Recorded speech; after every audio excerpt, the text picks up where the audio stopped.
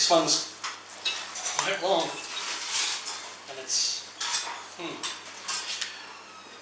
you know this one, Mezza. And you, Brian. It's good to see Brian here. Big events are like fuel on the fire of poetry readings. Every poet wants to rush in and say their thing. And there was one in September 2001, this thing that happened. All the cracks gathered to the fray and wrote lots of poems about. This was kind of mine, but I didn't write it until a year later. And really, it's only vaguely referred to at the end. I miss you, old man. As I sit here remembering the day we met, right here at the bar we've met at every year since, recognising something in each other that brought us together.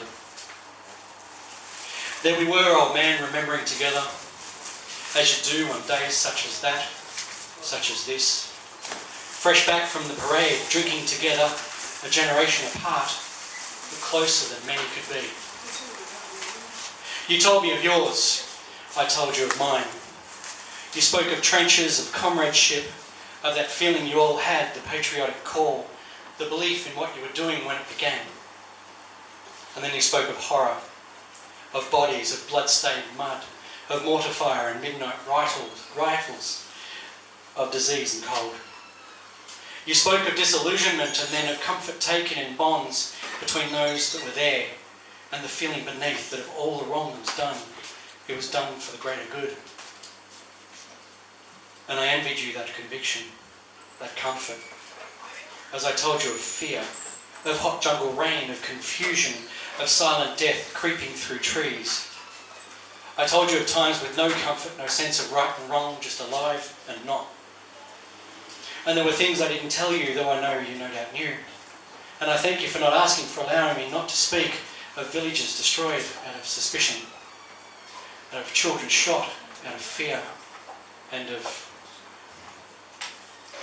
But I looked for you today, old man, unsure if this would be the one, knowing your time would come someday as they all do, realising I had hoped it would be later, always later. And I miss you this year, old man, but still here I sit, a glass of neat whiskey next to mine on the bar, and I'm listening to the world change again, hearing people make that call again, wondering what tomorrow will look like. I miss you, old man, old friend, but it's possible I might see you again sooner than either would have hoped.